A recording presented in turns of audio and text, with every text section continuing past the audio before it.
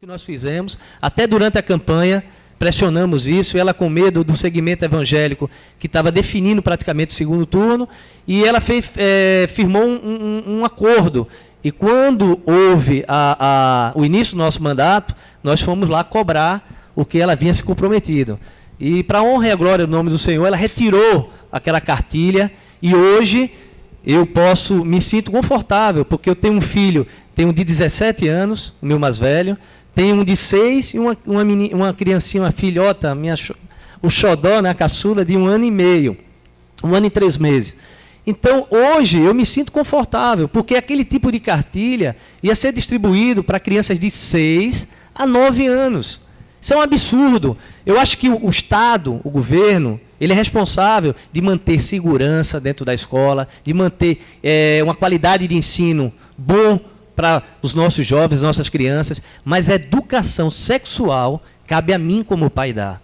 Eu não preciso do Estado para estar dando educação sexual, porque os valores que eles vão embutir dentro da escola, será que não são os mesmos que eu quero para o meu filho? Eu respeito todos os posicionamentos da sociedade, mas o governo ele não pode interferir, entrar na minha casa e ditar uma regra de educação para os meus filhos, e principalmente a educação sexual. Então, voltando só a esse projeto dessa Conselho de Psicologia, o Conselho de Psicologia ele tentou, em 2 artigos, tornar uma ditadura homofóbica. E quando eu pensei em defender o parecer da favorável para que sustasse essas 2 resoluções, eu me lembrei do que ensina a palavra de Deus. Eu me lembrei que você tem que ter estratégia para poder colocar a sua visão, o seu posicionamento como cristão, mas com visão estratégica. Porque na hora que eu tentasse pautar esse projeto, eles iam rotular novamente como fundamentalista. Iria tumultuar. A própria imprensa tentou criar um rótulo usando o tema como cura gay, que na realidade não se trata nada de cura contra homossexuais. A resolução, ao contrário, concede o direito para que os homossexuais possam procurar ajuda, se eles quiserem ser ajudados. No momento que o Conselho de Psicologia diz que é proibido um psicólogo que for consultar um homossexual vai ter sua licença de psicólogo cassada, então você está impedindo que um paciente procure ajuda. Nós sabemos, nós cristãos, sabemos que o homossexual, ele sofre já um conflito, e quando a gente busca a tendência de analisar os quadros que a procura de um homossexual, quando busca essa vida, muitos foram abusados na infância sexualmente, muitos não tiveram ajuda, foram criados. Eu conheço casos de pessoas que foram criados, só tinha mulher, não é? Só tinha mulheres dentro de casa, e a mãe, por um surto, começou a vestir ele com roupa de mulheres.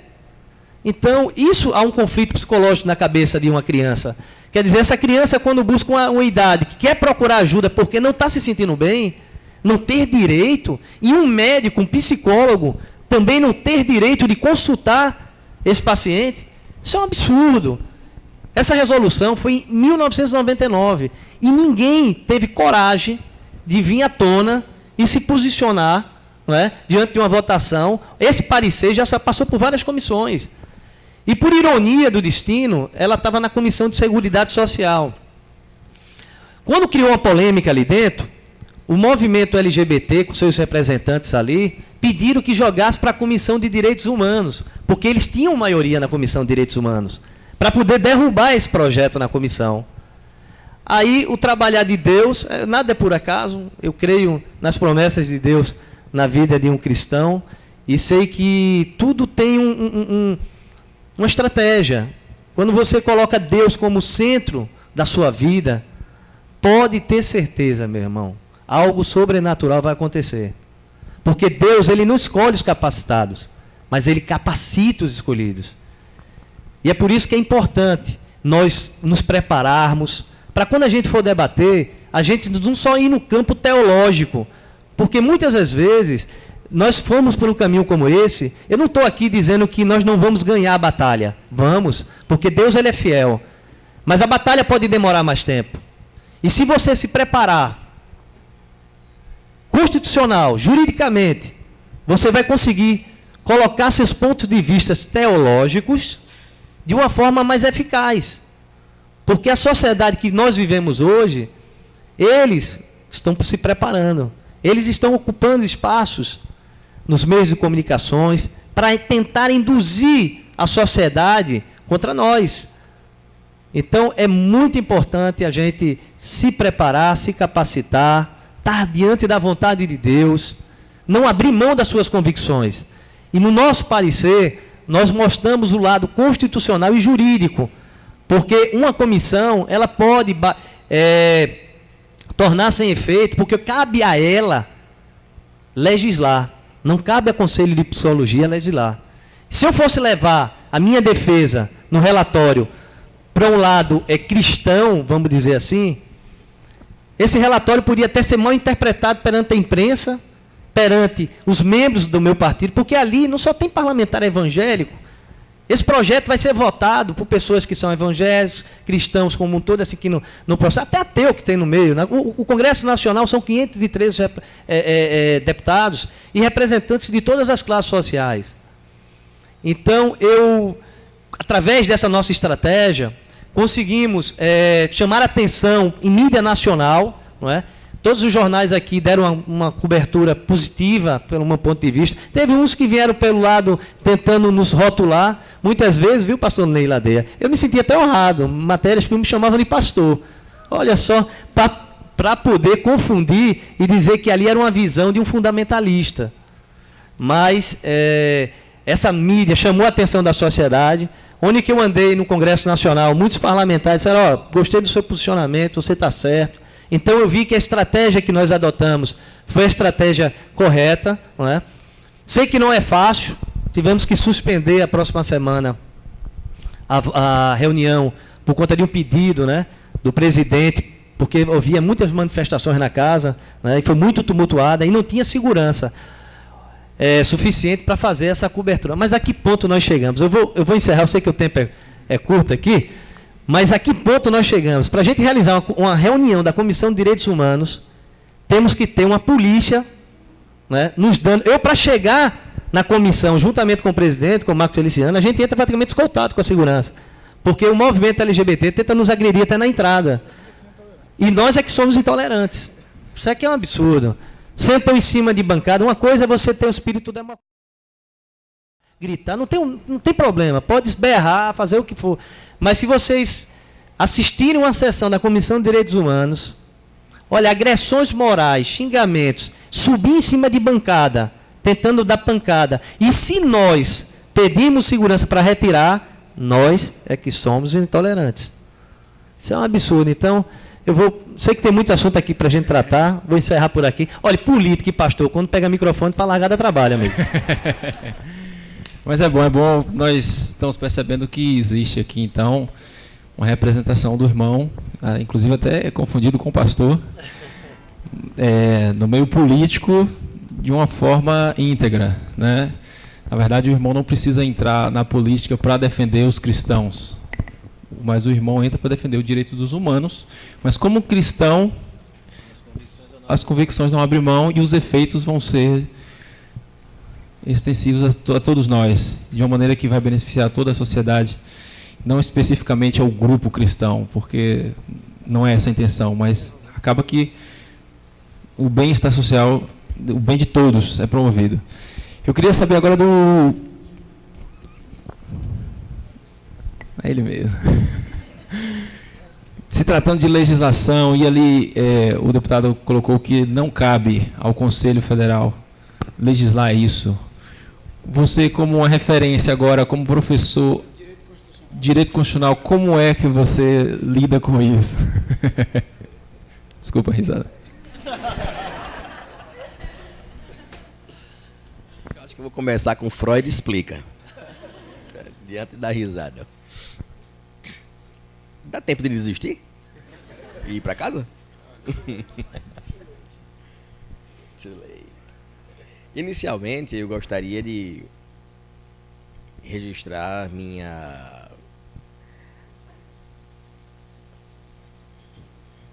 Eu não sei nem o que é que eu estou sentindo agora, né? Ele disse alegria. Eu disse, e é? Minha satisfação em poder estar aqui com vocês, porque eu cresci aqui também. Eu estava me imaginando aí numa dessas cadeiras um dia desses, né? Não faz tanto tempo assim, participando exatamente de encontros como esse e debatendo temas sensíveis e tão sérios e importantes como esse.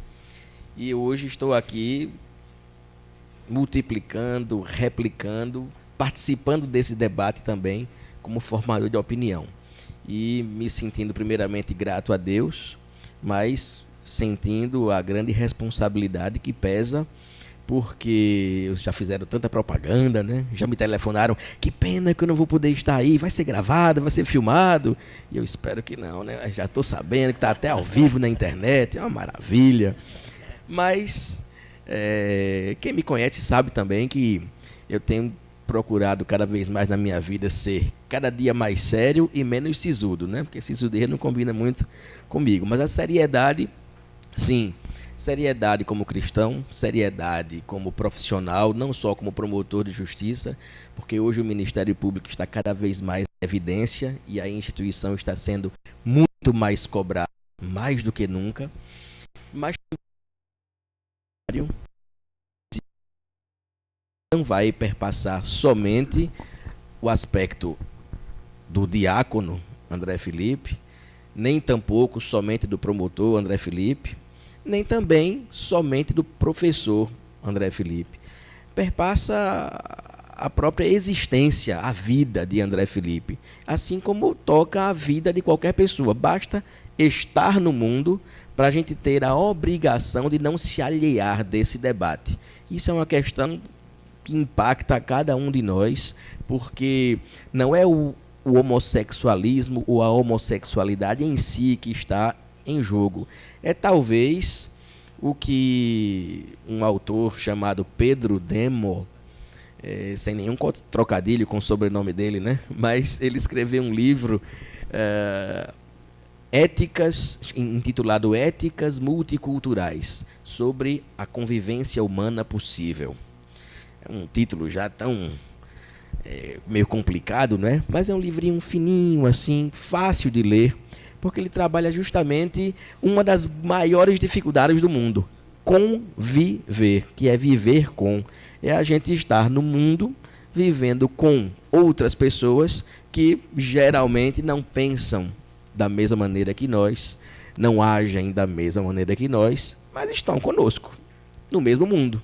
E a gente às vezes depara com alguém que se acha dono do mundo, termina descobrindo que não é, da maneira mais fácil, mais difícil, mas não existe ninguém que é dono do mundo. Cada um tem o seu lugar no mundo e cada um merece ter o seu lugar no mundo, só por estar no mundo.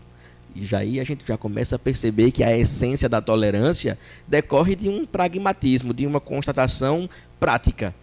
Todo mundo está no mesmo barco, nesse barco maior que é o mundo. Enquanto está vivo, está no mundo. Morreu, acabou-se. Mas enquanto a gente está vivo, a gente tem um papel social. E nós temos que refletir primeiramente sobre vários temas em função do papel social que cada um de nós tem. Feita essa breve introdução, eu quero dizer também que uma das grandes problemáticas em torno desse assunto é justamente, às vezes, a nossa falta de disposição de ouvir, antes até de falar. Cada um tem sua opinião, com certeza. A gente pode, às vezes, nem querer externar, ou ter medo, receio de externar, ou até não ter uma opinião formada. Tem, talvez, alguma inclinação para esse ou aquele lado sobre um determinado tema, que pode ser, por exemplo, não só homossexualismo, mas pena de morte. Problema ou solução? Às vezes dá vontade de sair só matando. Aí você, não, é um ser humano. Mas Ortega y Gasset, que já é reconhecidamente um grande filósofo e escritor, já disse aquela célebre frase: eu não sou eu sou eu e a minha circunstância. Então, alguns dizem do plural, mas o original é em singular mesmo, né? Eu não sei, todo mundo diz, você tem que ter cabeça fria, tem que ter equilíbrio. Eu não sei o que aconteceria se viessem 2 ladrões e tentassem estuprar minha mulher ou meu filho, eu tivesse acesso a uma arma, eu não vou dizer que eu ia ter cabeça fria, ia ficar olhando, chamar a polícia, eu matava logo os 2, na hora. E depois de morto, ainda descarregava o revólver todinho do cadáver. Bem, isso é uma circunstância, é uma hipótese. Mas pensando friamente, jamais eu faria isso, né? Na minha circunstância aqui agora, sentado aqui, olhando para começar a falar sobre... Eu sou eu e minha circunstância. Mas a gente pode se antecipar às circunstâncias de fato e pensar se elas acontecerem e se isso acontecer. Então, o direito começa a surgir daí, né? Não existe sistema jurídico em torno de temas irrelevantes.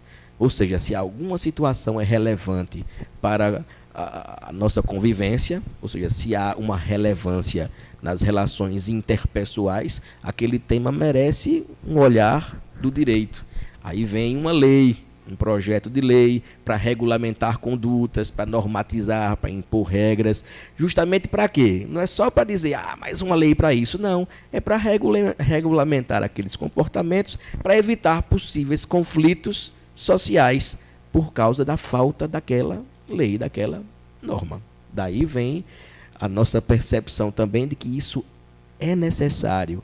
Uma normatização é sempre necessária. Agora, quando a normatização é feita de uma forma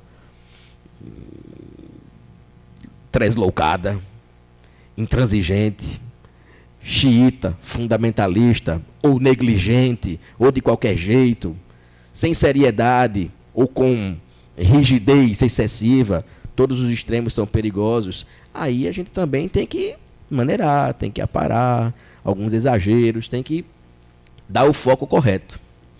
Mas, para encerrar essa parte inicial, eu também tenho por obrigação de fazer uma rápida leitura, que se encontra na Bíblia, na primeira carta de Paulo aos Coríntios, capítulo 2.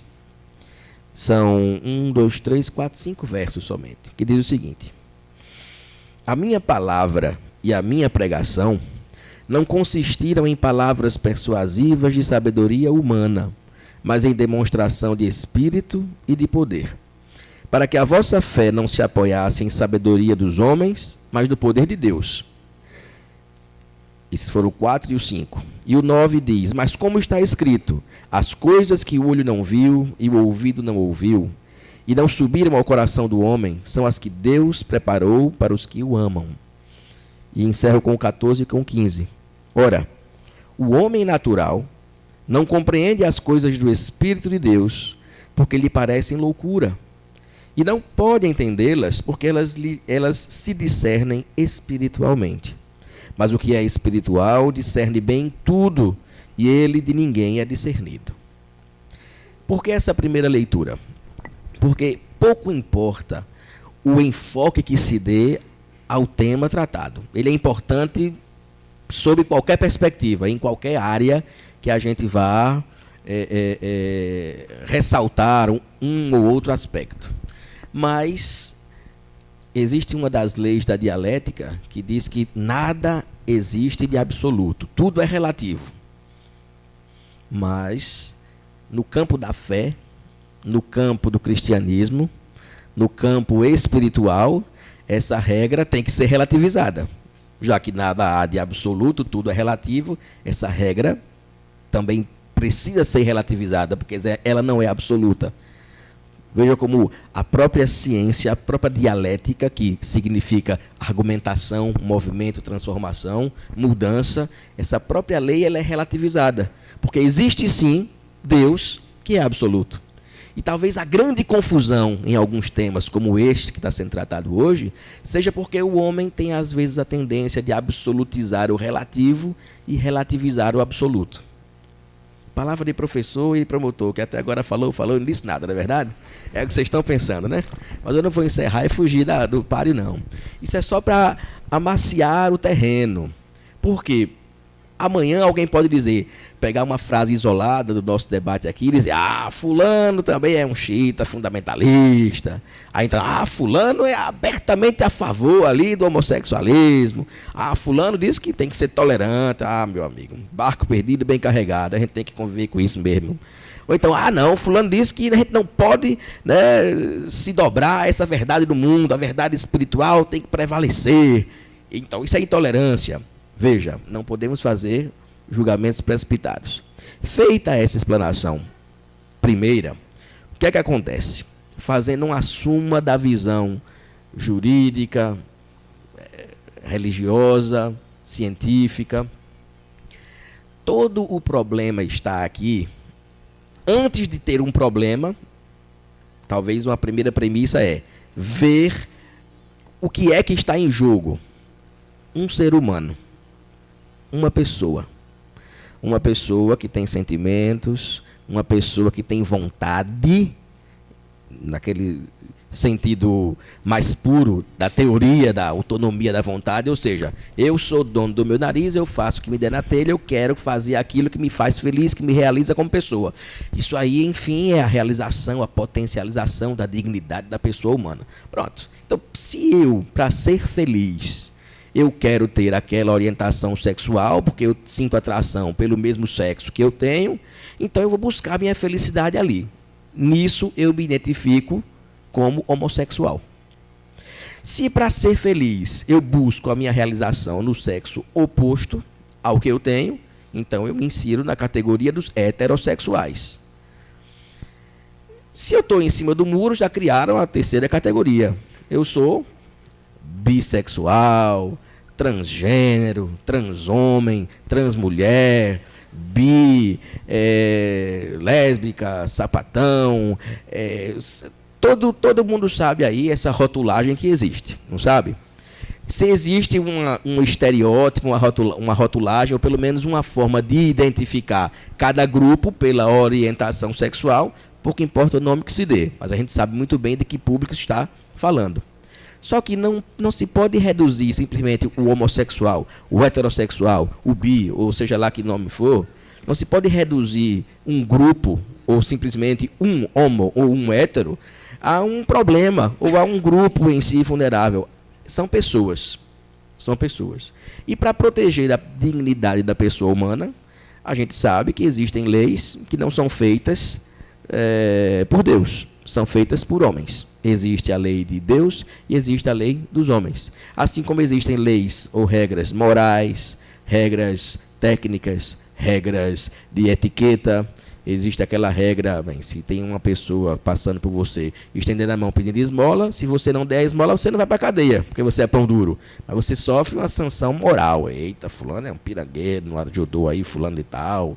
Não? Ou então, se alguém vem para a igreja de biquíni ou de sunga, ou vai para a praia de terno ou de vestido longo, também ferir uma regra, no mínimo, de etiqueta, a forma de se vestir. Existe regra para tudo. Se você está concluindo seu curso, entregar o seu TCC, sua monografia fora das regras da ABNT, são regras técnicas. Vai haver reprovação também, vai haver sanção. Se você come, né, com os dois cotovelos sobre a mesa, também vem a sanção do pai, da mãe, menino, ou mal educado, jumento, ou animal. Não vem? Então tem sanção para tudo, então tem regra para tudo. Só que as regras para esse tipo de assunto, existem as regras bíblicas, existe a nossa verdade espiritual, que nos ajuda a discernir esse problema, esse tema espiritualmente. Nossa regra de conduta e fé está na Bíblia. Mas existem também as regras do Estado, que é laico. As regras humanas, que têm causado esse transtorno todo. E aí, o objeto principal do conflito é: quem acredita na regra divina quer se insurgir contra a regra humana. Aí é taxado de fundamentalista, de xiita, de homofóbico, de tudo que não presta. Não? É da turma do Marco Feliciano. Quem se coloca a favor do arco-íris, da diversidade, é da turma do Jean. Ou do lado. Não estou dizendo que é da turma do Jean, deputado. Do lado que defende Eu só fazer uma dentro, eu contei aqui ao nosso pastor Ney. Eu posso falar, né, pastor? Diz que um deputado entrou na comissão, a cena que você citou aqui, eu ri e comentei com ele. E ele é bem folclórico. Aí ele entrou na comissão e disse: olha, aqui de um lado eu estou vendo os evangélicos, do outro lado eu estou vendo os gays. Agora tem uma terceira categoria que se não posiciona aqui. Tem gente aqui acumulando. E até hoje eu fiquei... quis dizer com isso? Tem gente acumulando. Quando a terceira categoria é gente acumulando. Eu pensei, mas não vou falar. Eu perguntei ao pastor antes. Porque quando, assim, no Estado, quando a gente acumula, a gente recebe por duas funções, né? Pelo cargo que exerce e por uma função. Então a gente recebe dos dois lados. Pelo lado do titular e pelo lado... Vamos parar por aí. Do cargo acumulado, né? Aí eu pensei numa piada, mas que eu não vou contar. Muito bem. Então, dito isto, ainda bem que eu disse que eu era sério, mas não sisudo, né? Dito isto, como é que eu enxergo essa questão como promotor, como professor, como cristão? Eu acredito que o tema do encontro foi providencial, foi talvez a melhor proposta para uma abordagem. A questão não é a verdade em si, é contrapor a verdade e a tolerância ou a intolerância.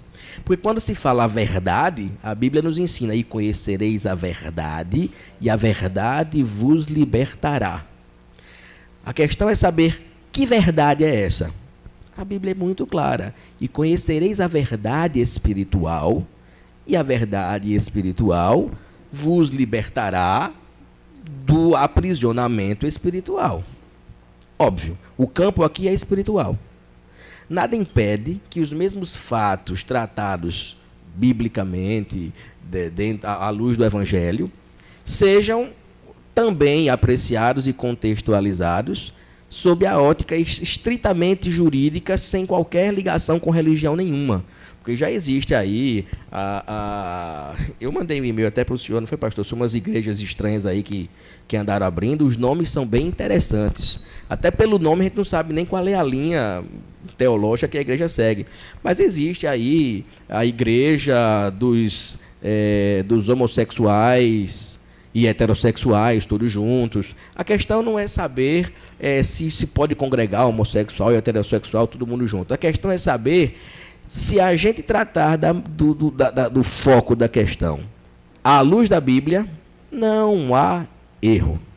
É errado, é pecado, vai para o inferno de cabeça abaixo, como diz meu avô. Meu avô, ele é assim mesmo, ele chega na lata: se não se arrepender e se converter e aceitar Jesus Cristo como seu único suficiente Salvador, vai para o inferno de cabeça abaixo, porque não tem Maria, não tem Padre Inciso, não tem Frei Damião, não tem Buda, não tem ninguém, é só Jesus. Ele dá o recado curto e grosso e vai-se embora. É dentro do ônibus, dentro do metrô, na frente da igreja. Eu tenho medo que ele seja preso qualquer dia desse aí.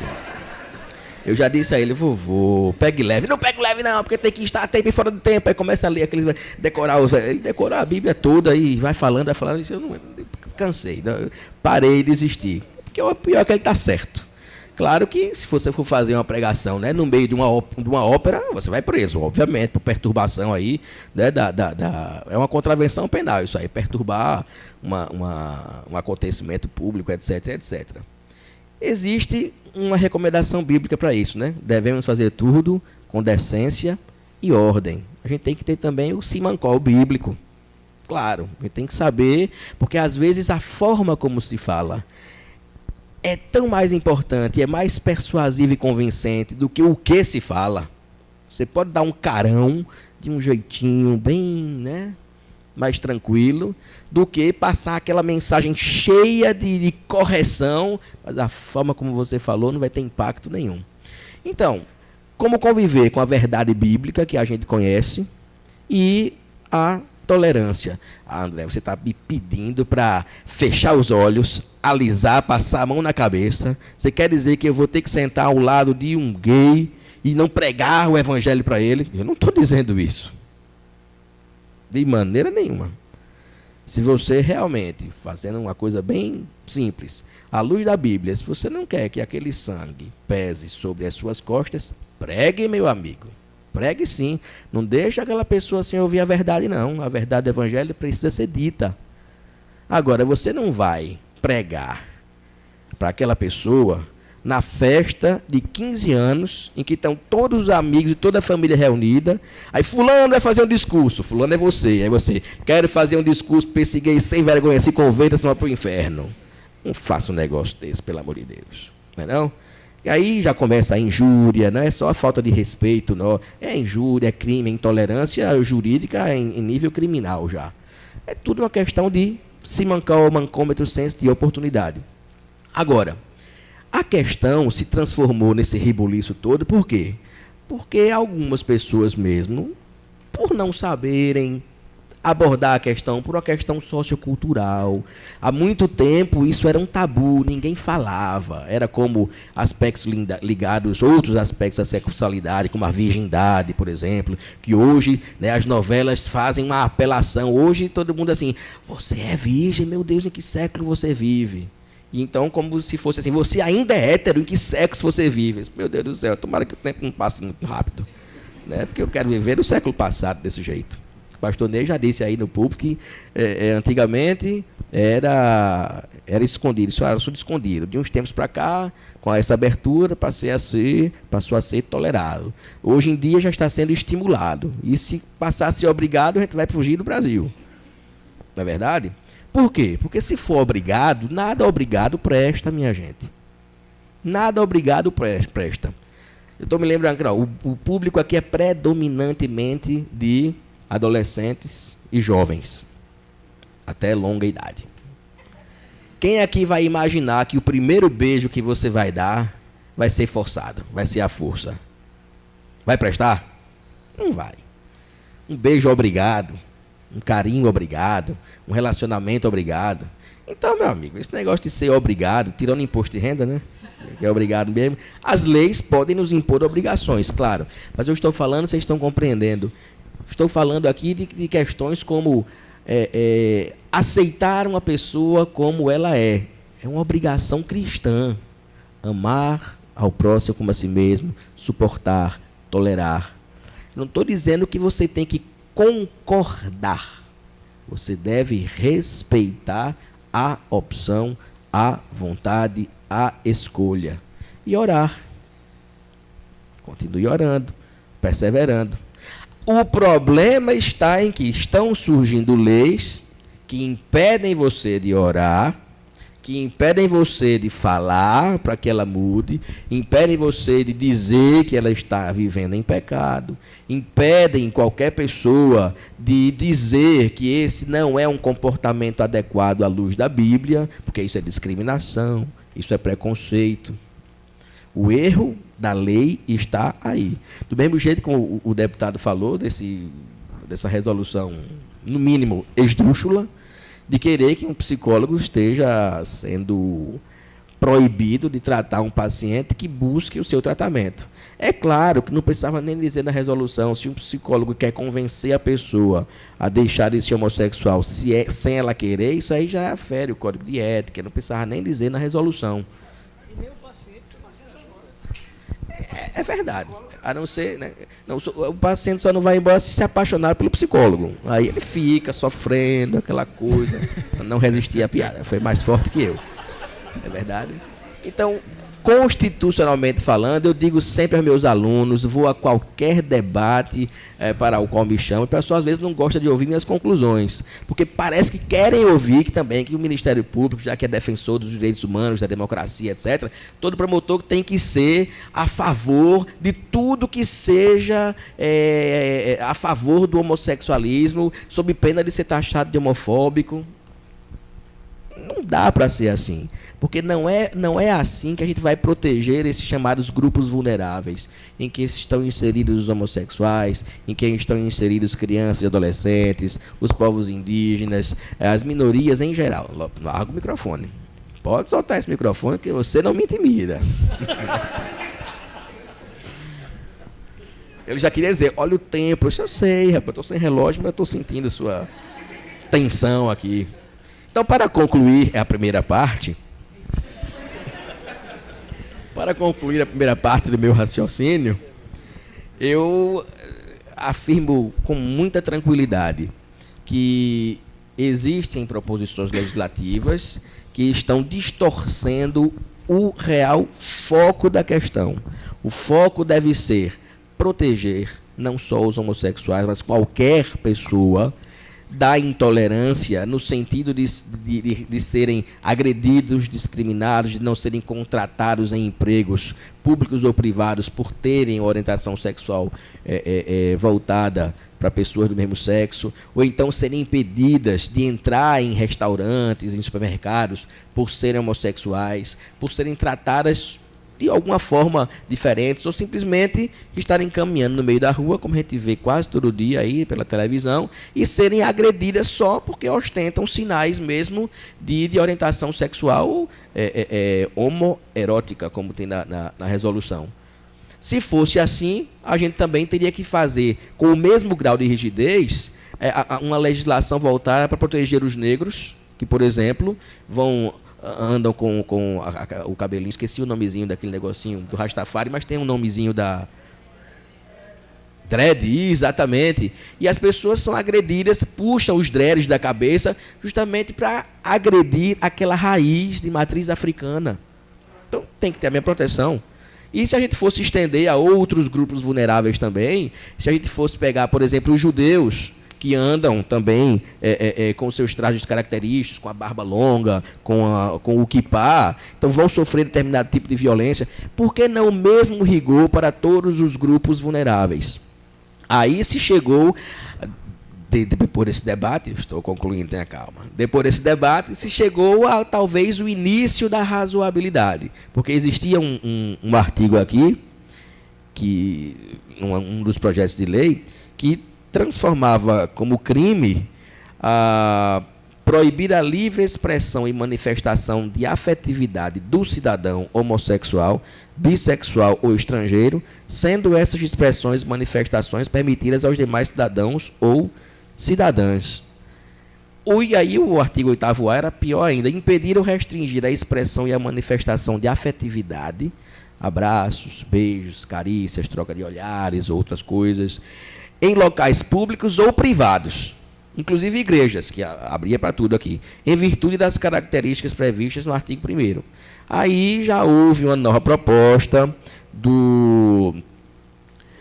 um substitutivo apresentado pelo Conselho Nacional LGBT, que inclui nesse artigo impedir essa manifestação, exceto em templos de qualquer culto, pelo menos para proteger o local sagrado mesmo, que é a igreja.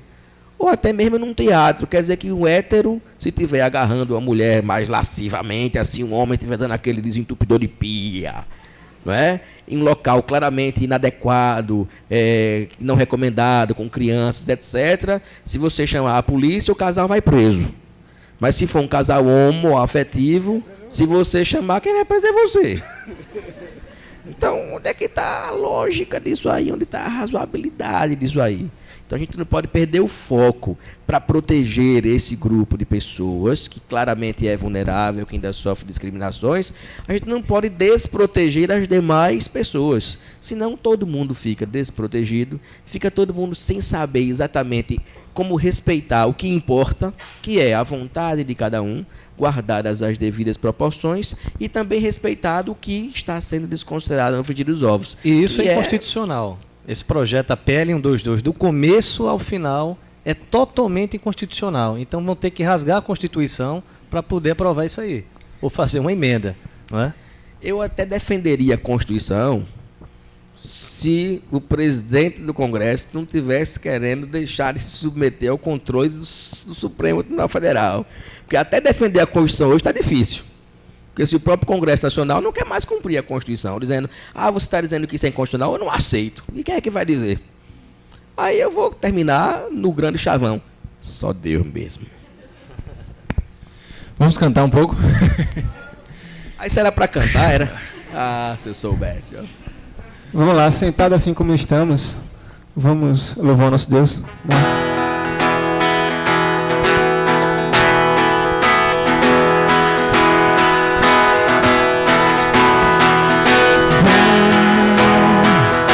Esta é a hora da adoração. Vem dar a Ele o teu coração. Assim como estás para adorar, vem, assim como estás diante do Pai, vem, toda língua confessará ao Senhor, todo joelho se dobrará. Mas aquele que a ti escolheu, tesouro maior terá.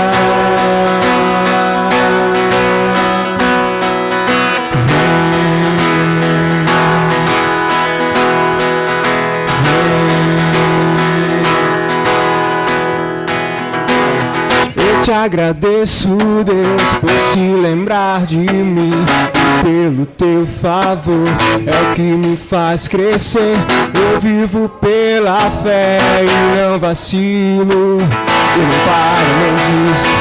Eu sou de Deus, sou de Cristo. Você mudou a minha história e fez o que ninguém podia imaginar. Você acreditou, isso é tudo. Só vivo pra você. Não sou do mundo, não.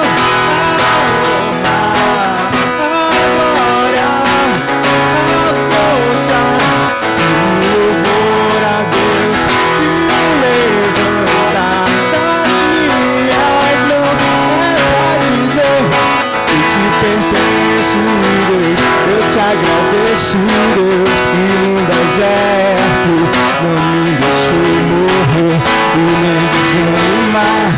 E como aquela mãe que não desiste, você não se esqueceu. Você insistiu, você mudou a minha história. Ninguém podia imaginar. Você acreditou, isso é tudo. Só vive pra você. Não sou do mundo, não. A glória, a força, e o louvor a Deus e o levantar das minhas mãos é pra dizer que te pertence. As vozes.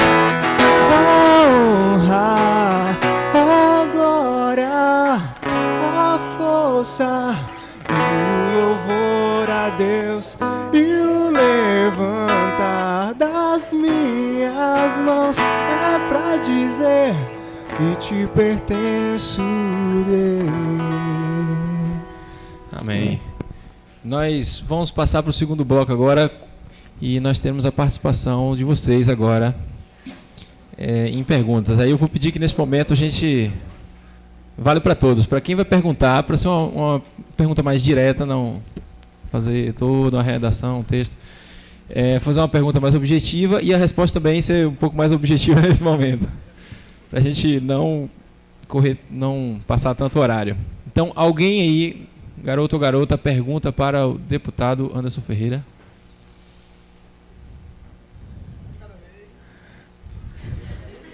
Oh, já rolou uma piadinha.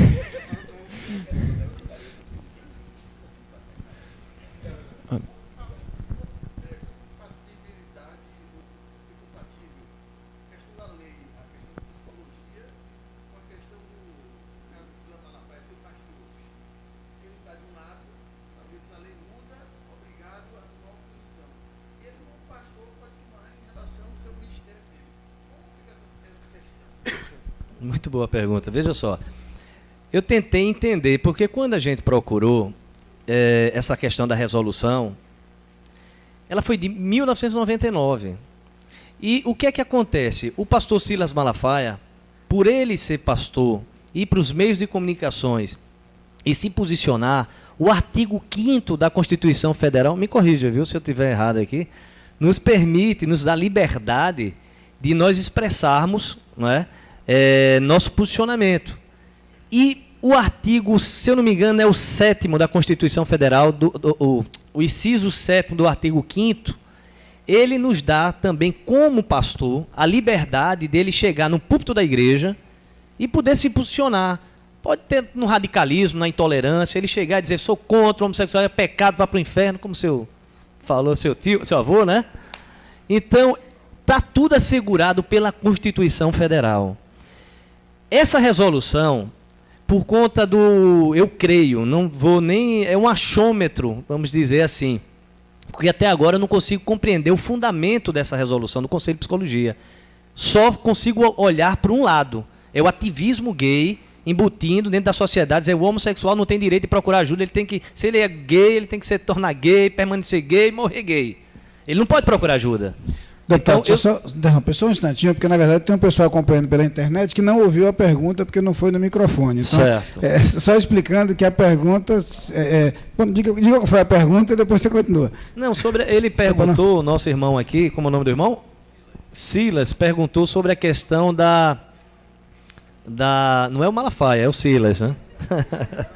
Sobre a posição do Silas Malafaia como pastor, né? Porque ele, além de ser pastor, ele também é psicólogo, e nos perguntou essa questão dessa resolução, o que ia interferir na questão do Silas como pastor, nas duas vertentes, tanto ele como pastor, como psicólogo. E eu estou respondendo da seguinte forma, que o Conselho de Psicologia, a partir do momento que ele coloca essa resolução, ele vai impedir realmente o pastor Silas Malafaia de se posicionar, porque no artigo 4º ele se refere sobre essa questão de se posicionar publicamente. E no artigo 3º é mais direto para a questão do atendimento ao paciente, que ele diz que o paciente ele não pode procurar ajuda. Se o médico não pode clinicar, o paciente não vai poder procurar ajuda. Então, ela com certeza fere, né, vai atingir diretamente o pastor Silas Malafaia, porque há um choque aí, né, de constitucionalidade. E a questão do conselho, o Conselho de Psicologia não pode estar acima do poder legislativo. O que o Conselho de Psicologia está fazendo, ela está interferindo no comportamento da sociedade, através de uma resolução, o qual o papel do legislativo é o único órgão competente, vamos chamar assim, responsável para poder reger normativas para a nossa comunidade. E como é que pode um conselho reger toda essa modificação? Então, com certeza vai atingir diretamente, porque ele se posiciona de uma forma até como uma posição firme dentro dos seus programas e dentro da sua convicção sobre esse tema específico. Então, eu creio que o Conselho de Psicologia, como ele se referia muitos nos programas, dizendo, olha, eu falo como pastor e falo também como psicólogo. Então, acho que foi uma forma do Conselho de Psicologia dar uma como é que eu posso dizer numa gíria popular? Uma sapecada, né? Um freio de arrumação no nosso amigo aí, o pastor Silas Malafaia. Legal. Perguntas agora. O irmão levantou a...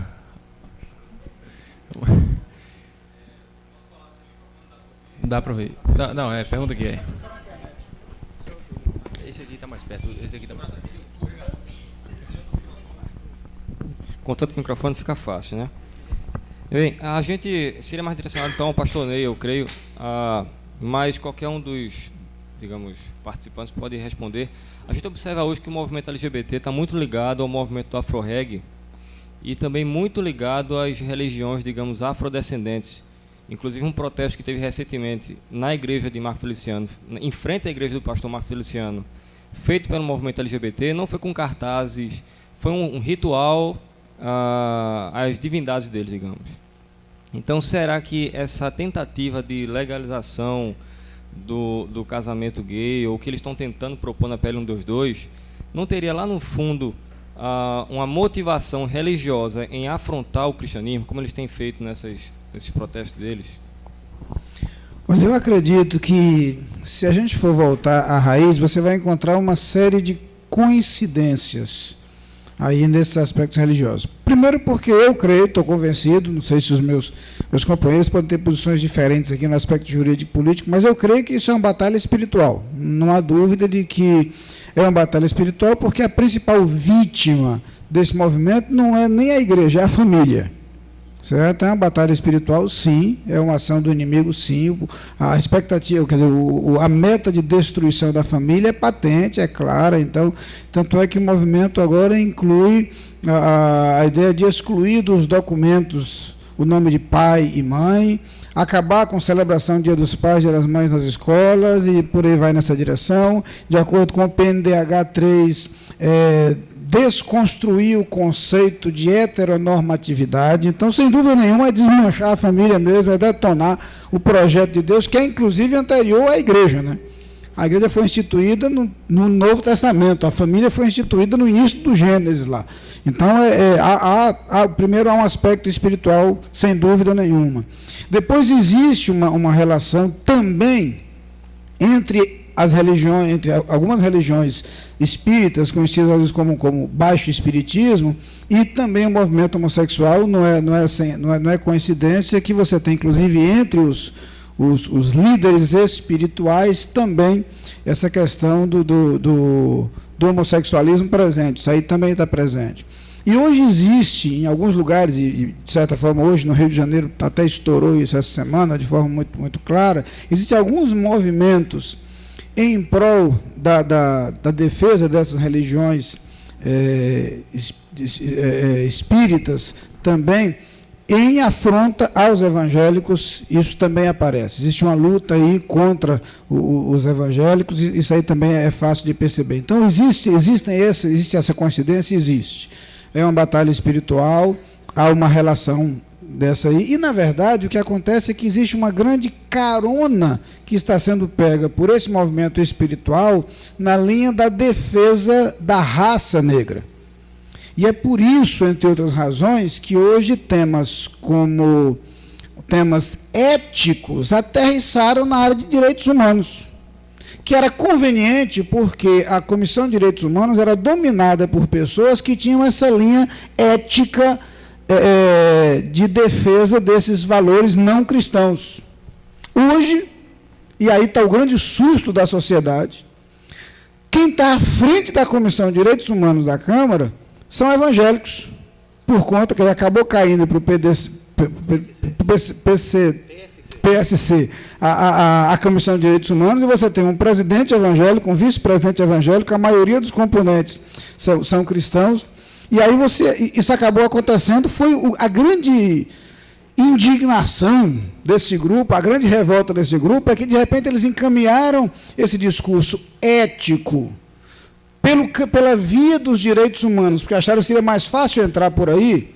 Então, é muito fácil defender a raça negra, claro, e ela merece ser defendida, como o nosso promotor lembrou bem. Então, por aí se tentou enfiar temas éticos. E aí, por causa disso, caiu na área de direitos humanos. E, de repente, para susto de todo mundo, caiu no colo dos evangélicos, que não pensam como eles pensavam. Essa mudança na composição da comissão. No passado, era uma comissão predominantemente defensora desses conceitos. Então, todo esse burburinho, esse barulho e esse problema todo é porque, de repente, a via escolhida por esse pessoal, que seria defender suas ideias antiéticas via direitos humanos, de repente esbarrou no fato de que a Comissão de Direitos Humanos hoje é liderada por pessoas que não pensam como eles. Não sei se eu estou certo na minha avaliação. Perfeito. O projeto de psicologia, do Conselho de Psicologia, estava na Comissão de Seguridade Social.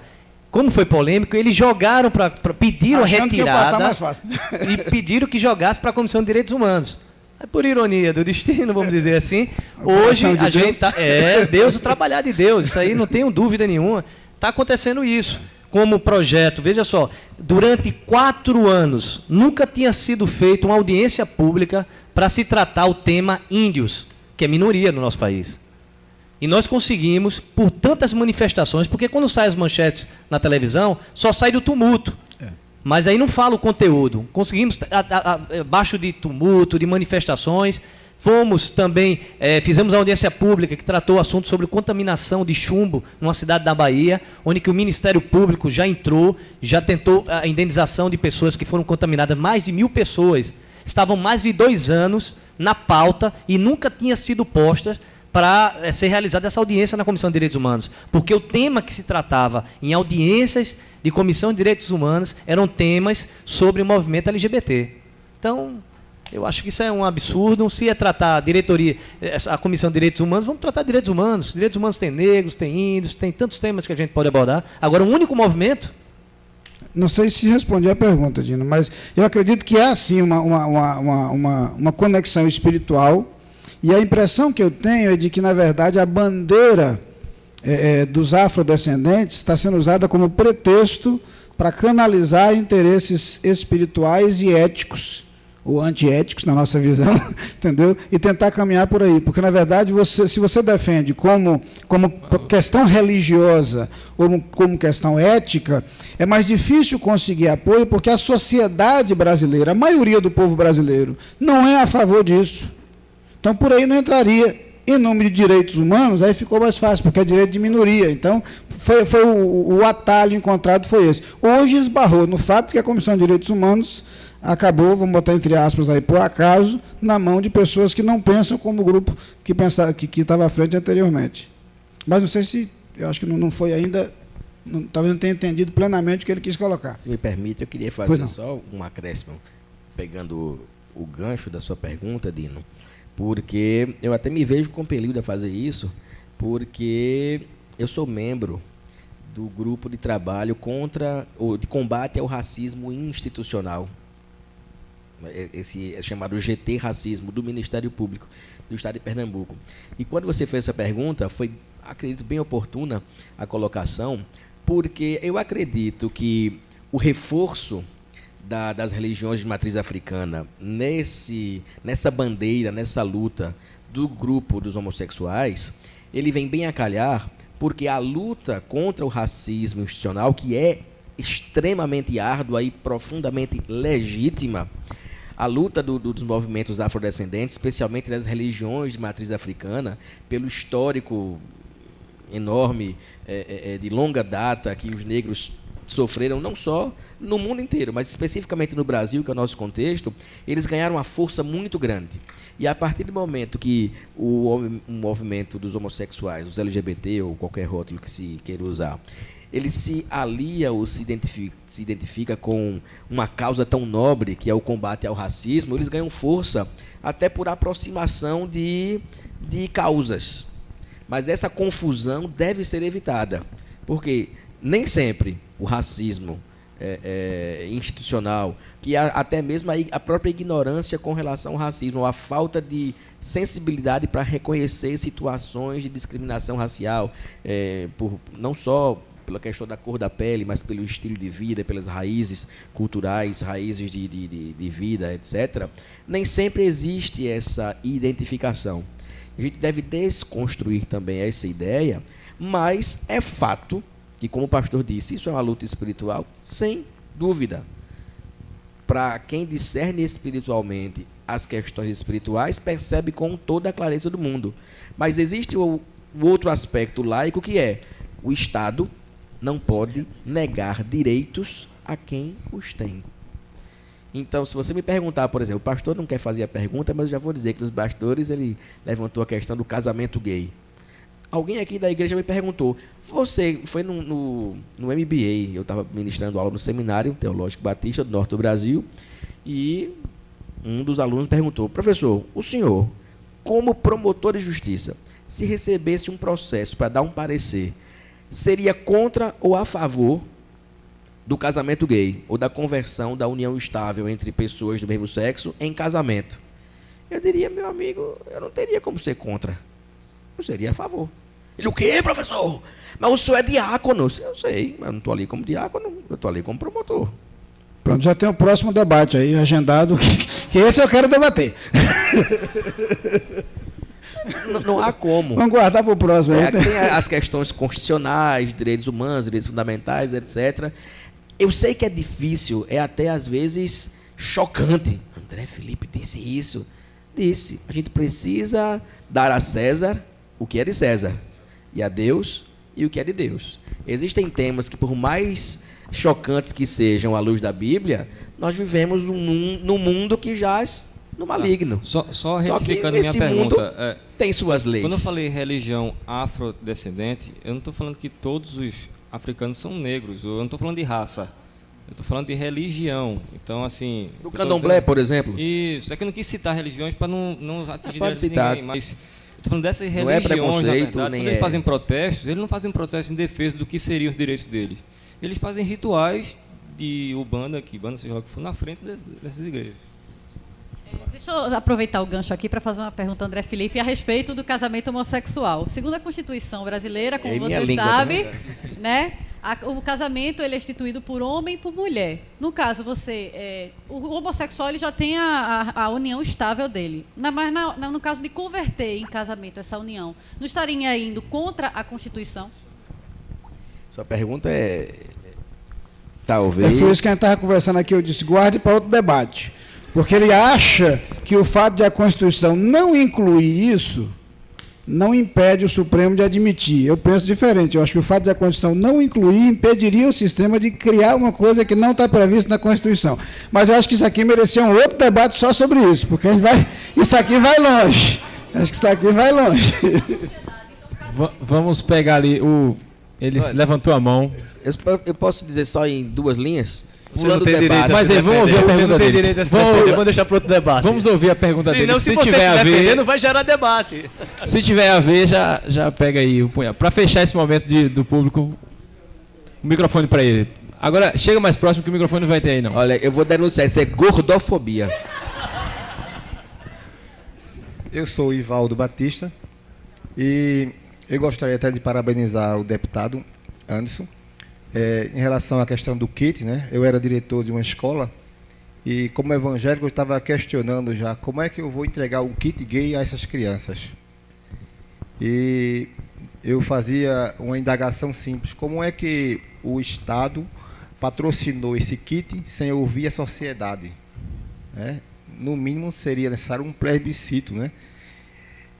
Agora, aproveitando que nós temos um ambiente jovem, e usando também a palavra do nosso promotor André, sobre a questão da lei, né? Ele, como homem da lei, ele não pode ser contra, está na lei. Então eu perguntaria ao deputado, e também o promotor pode se colocar, a respeito dessa tal cirurgia onde as pessoas mudam de sexo. Uma pessoa com 16 anos, quando vai se tatuar, precisaria, no mínimo, da autorização do responsável, dos pais. E como é que o SUS, hoje, se propõe a patrocinar essa cirurgia? O que é que justifica um adolescente de 16 anos simplesmente desejar mudar de sexo e o Estado usar o recurso do Tesouro e assegurar um direito quando existem tantas pessoas com diversas doenças por aí e que não tem direito ao SUS ou ao tratamento com o dinheiro público? Só isso. Eu queria dizer que o deputado vai responder. Veja só, essa a nossa preocupação. Essa nossa preocupação é que a gente tem que estar ali atentos e vigilantes. Porque o que aconteceu no Conselho de Psicologia, vem aí o Código Penal também, que a gente pode ter outro assunto para outro debate. Uma pessoa de 16 anos pode votar, escolher um representante que vai governar o nosso país, governar o nosso Estado. Verdade? Agora, na hora de um crime, comete um crime com a consciência que tem, não pode ser preso. É pauta para outro debate, viu? Que é uma coisa assim absurda. E foi essa indagação que eu fiz, até discutindo com alguns parlamentares, sobre a questão do Conselho de Psicologia. Eu digo, é interessante, até que ponto o governo, né, se nós deixarmos acontecer essa aprovação, eu não aprovar o projeto para retirar essas 2 resoluções, vai acontecer os erros que já estão acontecendo aí, que é o caso que você acabou de citar, que o senhor acabou de citar aqui, sobre a questão do SUS. Ser financiado uma cirurgia para troca de sexo, isso é um absurdo. Eu não concordo, né? Infelizmente, tem projetos que são postos pelo governo e já vai direto para aprovação, sem precisar passar por comissão para ser debatido, não é? Essa autonomia da casa é uma das maiores lutas que nós estamos travando no Congresso Nacional, porque a opinião pública hoje, não é? Eu faço uma reflexão há 26 anos atrás, e não estou tentando culpar o eleitor e nem culpar o político, mas o respeito que se havia com o parlamentar na época do primeiro mandato do meu pai, em 1986, era impressionante. Você chegava como parlamentar, existia um respeito. E com o decorrer dos anos, e a decepção, votos errados, porque eu digo, o grande responsável pela política estar do jeito que está hoje, não é só culpar os políticos. Tem muita gente dizendo, todos corruptos. Não. Tem diferença no meio que nós vivemos. Nós nunca podemos generalizar uma classe. Tem bons advogados, maus advogados. Tem bons professores, maus professores. Tem bons políticos e maus políticos. Agora, o que a gente não pode é generalizar. E a maior ferramenta que nós temos é o voto. Se você escolheu errado, na próxima eleição você vai e vota em outra pessoa. Agora, se nós cruzarmos os braços e dizermos, não, é revoltante o voto, tem gente que defende a tese de voto não ser obrigatório. Na hora que o voto não for obrigatório, sabe o que vai acontecer? Parlamentares com poder aquisitivo altíssimo vão manipular, porque a pessoa só vai votar por algum interesse, em troca de alguma coisa. Então, essas pessoas que não têm responsabilidade com a sociedade, não têm responsabilidade. Meu voto, por exemplo, é um voto de opinião dentro de um segmento, né? Dentro de uma sociedade.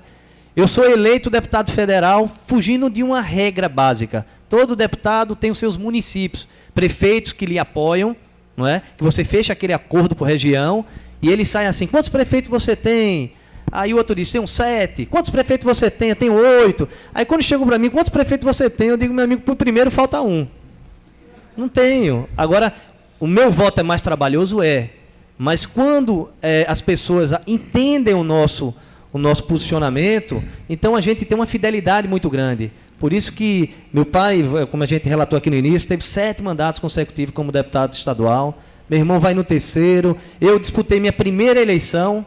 Muitos me chamavam, estava contando ao pastor aqui, eu falei, você é candidato a deputado federal. Um olhava para mim e falava, ele é louco, como é que ele já vai disputar logo para federal?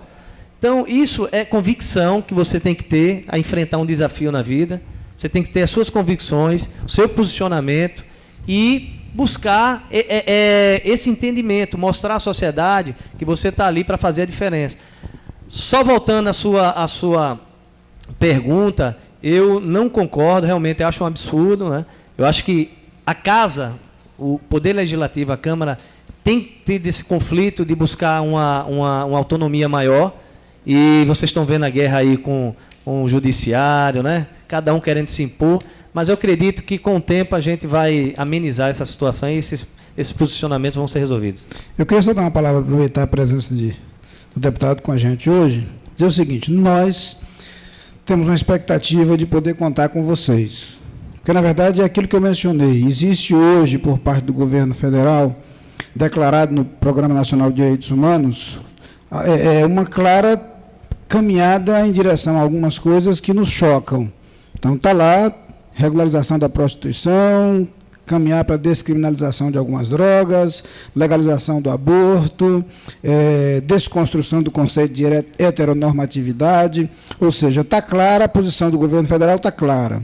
A posição da mídia não só está clara, como está escancarada, né? A mídia bombardeia hoje, de todas as formas, qualquer conceito de defesa da família, infelizmente. Então, na verdade, projetos como o PL 122, conseguiu passar pela Câmara dos Deputados, a gente sabe através de manobras, mas passou, e os nossos deputados lá, o irmão não estava lá na época, mas os nossos deputados lá deixaram passar, e ele passou. De madrugada. Foi na madrugada, num acordo de lideranças, eu sei disso. Passou. Então, tentou-se fazer isso várias vezes no Senado, eu sei disso, tentou-se fazer a mesma manobra, em fim de sessão, não tinha mais ninguém, de repente o pessoal ligava para o gabinete do senador, olha, o assunto está entrando em pauta, o senador corria lá, e aí o Senado conseguiu segurar isso, alguns senadores nossos conseguiram segurar isso e impedir que o PL 122 passasse da maneira absurda como ele vinha sendo passado. Algumas vezes, essa é a minha opinião, como esse assunto para o debate, mas o governo não consegue via Câmara, não consegue via Senado, hoje usa o Supremo. Mas, de qualquer forma, a coisa acaba, o projeto do governo acaba prevalecendo, a ideia do governo acaba prevalecendo, mas nós precisamos, deputado, que vocês firmem posição. E nós precisamos dessa firmeza de vocês. Vocês vão ser achincalhados, como tem sido hoje, o Marcos Feliciano, o irmão, como vice-presidente dele, os demais membros da comissão vão ser bombardeados, vão ser achincalhados, algumas vezes vão ser caluniados, mas nós precisamos que projetos como esse, de mudança de sexo aos 16 anos de idade, de escolha da opção da orientação sexual na infância ainda, que vão abrir caminho, inclusive, para a legalização da pedofilia, porque a gente vai caminhar nessa direção. A gente está caminhando nessa direção, porque do jeito que a coisa vai, a pedofilia vai ser o próximo passo. Então, nós precisamos que pessoas como o irmão se posicionem muito fortemente, de forma coerente, como defensores da verdade lá. Nós estaremos aqui em nossa trincheira, mas a posição de pessoas como o irmão lá é muito importante para nós. Eu quero que o irmão não saia daqui sem saber disso. Saiba que essa é a nossa expectativa. Eu agradeço e me sinto assim, ainda mais a gente, quando recebe uma palavra como essa, um apoio que vocês têm, renova o nosso compromisso, renova a nossa finalidade, saber que Deus está na direção, saber que tem um povo que entende o nosso posicionamento, que ora, porque a gente trava ali, volto a dizer, não é só uma questão política, mas a gente vê que é um embate espiritual, que a gente vê que o inimigo está a serviço desses movimentos e tentando nos intimidar. Então, é muito importante, tanto a oração, e na palavra oração já tem o próprio gesto que é ação, né? Que é nos continuar nos mantendo ali firmes e fortes, atentos, vigilantes, diante dos princípios fundamentados na palavra de Deus. Nós estamos caminhando para o último bloco agora. Inclusive tem uma pergunta da internauta, Daniela está participando, assistindo a gente aqui, e a pergunta diz: como preparar a igreja para receber homossexuais que estão querendo mudar? Mas fica para o próximo bloco. Neste momento nós vamos tratar agora de um assunto, nesse último momento, que pessoalmente para mim é o mais importante, e o pastor já citou como a principal vítima dessa situação, que é a família. A família que foi instituída por Deus, nós zelamos tanto pelos princípios, né? Então é algo que nós queremos tratar agora, mas antes de tratar sobre isso, eu queria fazer aqui, aproveitar do momento oportuno para fazer uma homenagem ao Dia das Mães. Não podia deixar passar esse momento. E dentre várias pessoas, existe uma que está representando muito bem agora o papel materno aqui no nosso grupo, mais especificamente para os jovens, os adolescentes também, mas está tendo um contato mais próximo com os jovens agora. E eu queria chamar aqui para receber essa homenagem nossa querida Raquel. Carla Vanessa vai estar entregando uma lembrança, uma homenagem aqui. Casal que tem apoiado bastante esse ministério. Toca uma música emocionante. Mamãe, mamãe, mamãe. O Dia das Mães é todo dia, viu, Raquel? Tia Raquel. Mas nós queremos aproveitar esse momento específico para celebrar a figura mãe, que é alguém importantíssimo dentro da família núcleo. Então, sinta-se homenageada, representando aí todas as mamães. Mas, tia Raquel. Antes de fazer uma pergunta agora ao pastor Ney, eu sei que o deputado tem uma homenagem também para prestar, uma camisa, um presente. Pode falar. Posso, então? Eu quero aproveitar. Nós temos um projeto, eu acho que boa parte aqui conhece, que é o Projeto Libertador, que é um trio elétrico que montamos há 13 anos atrás. Realizamos cruzadas evangelísticas por todo o estado de Pernambuco. Temos um programa de rádio, vou fazer a propaganda agora completa, viu? Na Rádio Maranata, 103,9, de meio-dia às 2 horas da tarde. E também em rede com a Rádio Evangélica, que é de 1 hora. A Rádio Evangélica ele começa um pouquinho mais tarde, de 1 hora às 2 da tarde. Então, teve dando entrevista, é verdade. Só está faltando voltar, né, pastor?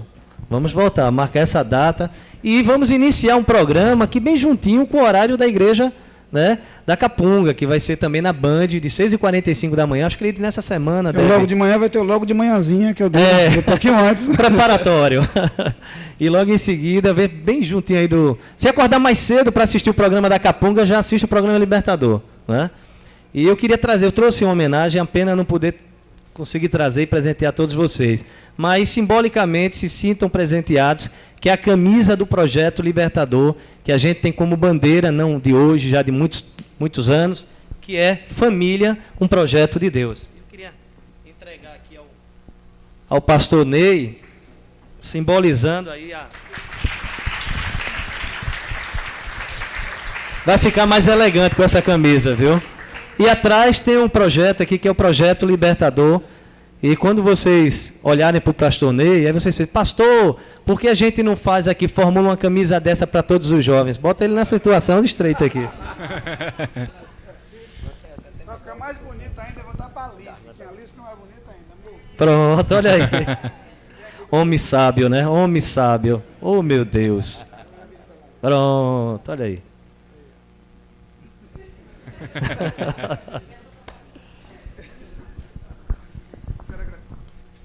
Quero agradecer ao Anderson, agradecer também, parabenizar o trabalho que tem sido feito. Realmente eles têm um lindo ministério, ele e André, um lindo ministério com esse trabalho libertador.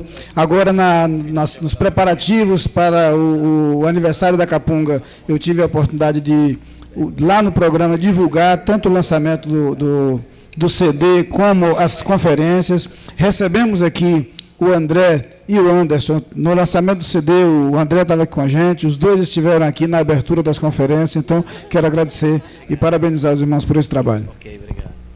Pastor Ney, nós, nesse momento final, nós queremos ouvir uma palavra pastoral, uma palavra... Oi? Aí incluir essa pergunta aqui também, uma palavra realmente pastoral a respeito da família, como que a família fica hoje dentro dessa realidade, desse contexto, que a família está sendo ameaçada, a família núcleo, pai, mãe, filhos, com diversas problemáticas, inclusive a questão agora de algumas resoluções para novas possibilidades, como adoção de casais de pessoas do mesmo sexo, algumas, como que nós devemos, como cristãos agora, nos posicionar diante disso? Deixa eu começar pela pergunta de Daniele. Daniele fala sobre a igreja recebendo homossexuais, ela cita a questão do querer mudar. Veja bem, na verdade, o que nós aprendemos, e o grande mestre é Jesus Cristo, é que nós precisamos encontrar o equilíbrio entre a defesa da verdade e o amor às pessoas. Jesus fazia isso com perfeição. Não sei se você já ouviu alguém, outro dia eu estava num desses debates na internet, alguém levantou questionando a posição de combate ao pecado, ao homossexualismo, por exemplo, dizendo que Jesus recebeu a mulher adúltera e disse, eu também não te condeno. Aí eu disse, sim, depois disse o quê? Vai e não peques mais. O papel da igreja é esse. Nós temos que amar as pessoas, receber as pessoas, todos nós somos pecadores, sem exceção. E o Evangelho é para todos nós. Mas o Evangelho precisa apontar o que é pecado, precisa mostrar o que é pecado e buscar a libertação do pecado. Foi muito bom ser lembrado pelo Dr. André dessa verdade. A verdade liberta. A verdade liberta, liberta do pecado. Percebam que o contexto é claro. Quando Jesus está dizendo, conhecereis a verdade vos libertará, ele está falando de quê? Todo aquele que comete pecado é escravo do pecado. Ele estava falando exatamente dessa libertação. Libertação do pecado. Então nós precisamos pregar a libertação do pecado. A libertação do pecado é pregada com amor às pessoas e com rejeição ao pecado. Exatamente como a Bíblia apresenta de capa a capa. Nossa pregação tem que ser a pregação que aponta o erro e que resgata as pessoas. Então é óbvio que a igreja tem que trabalhar com todas as pessoas de modo muito particular, e o tempo não nos permite entrar nessa direção, mas no último encontro de casais foi muito interessante, porque ouvimos aqui um pastor e uma psicóloga, a esposa dele, pastor Joel e Juliana, falando exatamente sobre a questão da criação de filhos e, inclusive, na criação de filhos, a questão também do problema do homossexualismo. Acabamos entrando por esse assunto, dos problemas que acabam repercutindo na formação de alguém no que se refere a isso. E aí, caminhando, então, para a direção, Vitor, de pensar sobre a família, existe algo que não pode ser perdido por nós. Quando nós pensamos em família e voltamos à palavra de Deus, a palavra de Deus fala de papéis. A grande desarrumação da família ocorre justamente quando os papéis não são desempenhados. Eu vou ter que fazer um comercialzinho, mas essa semana, no programa Logo de Manhã, eu falei exatamente sobre esse assunto. Falei sobre pais, sobre filhos, sobre cônjuges, exatamente durante essa semana. Semana que vem eu estou falando no Logo de Manhã também sobre família, mas mais sobre relacionamentos. E essa semana eu falei mais sobre isso. Está no YouTube, no Facebook, quem quiser ver, está lá. Tem alguma coisa sobre isso. Nós precisamos resgatar esse conceito de que na família existem papéis. E esse é o grande problema, e é por isso que nós temos falado contra a adoção de filhos por pares homossexuais, porque o conceito de papéis desaparece. Desaparece. Você não tem noção de papéis. Se hoje há uma grande dificuldade, porque os filhos são criados, às vezes, só pelo pai, só pela mãe, situações de separação, a chamada alienação parental, essas situações já criam uma grande dificuldade. Imagine que conceito de papéis na família vai se formar na mente de alguém que é criado por duas pessoas do mesmo sexo. Então, nossa preocupação não é com a pessoa, é com a família, com a sociedade, é com o contexto. E nós precisamos, hoje, como igreja, levantar a bandeira da família. Proteger a família, inclusive, desses ataques que ela tem sofrido violentamente por parte da mídia. Eu, algum tempo atrás, falei um pouquinho aqui na igreja sobre a influência da mídia na formação da família. Uma pesquisa realizada por alguém da OEA mostrou, por exemplo, histórica e estatisticamente, os efeitos das novelas da Rede Globo na desestruturação da família brasileira. Ou melhor, na reportagem era na mudança do formato da família brasileira. Até porque a reportagem foi publicada pela revista Época, que se orgulha de mostrar como a Globo influencia na sociedade brasileira. Então foi a revista Época que publicou. Mas ele mostrava estatisticamente como que aparecia na novela se refletia no comportamento da sociedade. A mídia tem sido uma desgraça para a sociedade brasileira, e eu colocaria no topo das desgraças as novelas globais. As outras coisas também têm seu papel, mas essa aí ficaria no topo da lista. Disparadamente no topo da lista. Os efeitos têm sido desastrosos para as famílias. Lembro de uma reportagem que vi na revista Isto É, quando estava no ar a novela Viver a Vida. E a Isto É fez uma reportagem com chamada de capa: Viver a Vida é trair. E explicava, para a Rede Globo, na sociedade brasileira, 90% das pessoas traem. E mostrava como naquela novela todo mundo tinha um caso com um terceiro. Esse casal, esse tem um caso com aquele, tem um caso com outro. Todo mundo na novela tinha algum caso com o terceiro, porque o normal é isso. O bonito é isso, o chique é isso. Era um terceiro, um quarto, um quinto. Às vezes terceiro, quarto, quinto. Então, a única diferença é que ainda não eram pessoas do mesmo sexo. Agora começa a ser, vai começar a caminhar nessa direção, certo? Porque agora a bandeira não é só o divórcio, a traição e o adultério. Essa bandeira está consolidada. Agora é hora de uma nova bandeira, que é o homossexualismo. Certo? Era a bandeira do adultério, depois a bandeira do sexo antes do casamento, e agora a bandeira do homossexualismo. A próxima, na fila, talvez pedofilia, não sei, mas vai continuar nessa direção. Certo? Está caminhando para isso. Então, percebam que esse desastre que tem acontecido na nossa sociedade tem um peso, tem uma influência muito grande da mídia, que de maneira sutil e extremamente eficiente tem trazido um prejuízo tremendo para nossas famílias. Nós precisamos ter coragem para ser diferentes. Coragem para pensar diferentemente, coragem para pregar diferentemente. Eu digo coragem, imagino o tipo de ameaça que vocês sofrem lá. Porque preguei aqui na igreja sobre PNDH, recebi telefonema de ameaça de gente ligado a determinado partido político. Então, imagina o tipo de barra que vocês enfrentam por lá. Não, imagine os companheiros nossos ali. Eu estou sendo brincadeira assim, motivo de... Eu entro no avião, aí os parlamentares até aqui de Pernambuco, aí começa, ó o cura gay, ó o cura gay. Eu digo, eu não entendo. Posicionamentos, porque eles dizem, olha, você acha que você só vai ser eleito com voto de crente?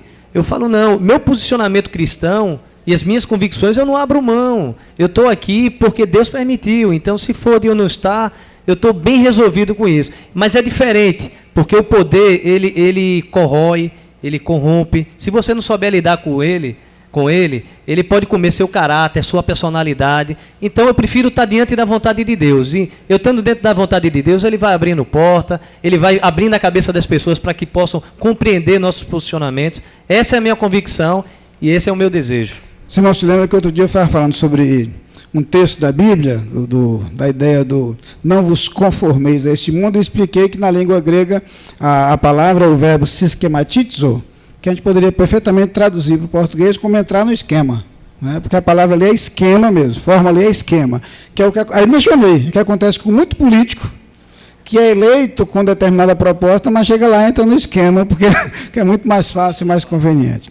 Mas, irmãos, eu queria terminar, então, esse pronunciamento, desculpe ter falado muito, mas dizer o seguinte, nós precisamos ter coragem para abraçar os valores cristãos. Eu quero dizer uma coisa para vocês, jovens e adolescentes.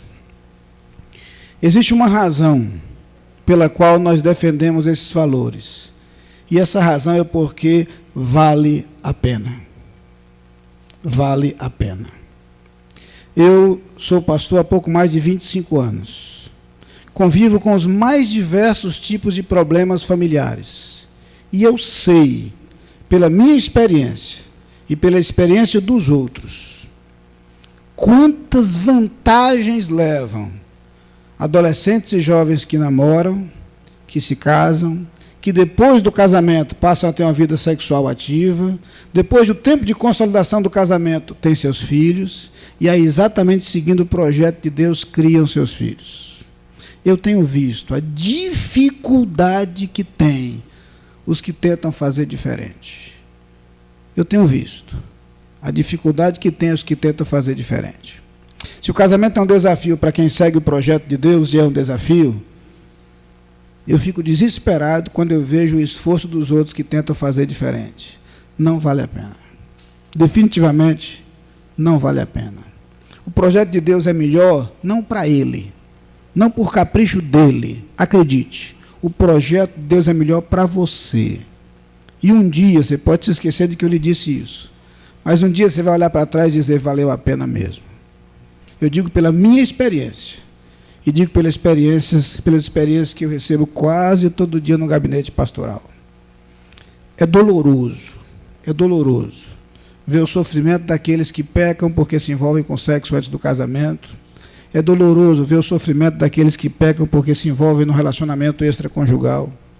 É doloroso ver o sofrimento daqueles que se deixam levar por outro tipo de prática pecaminosa, como o homossexualismo.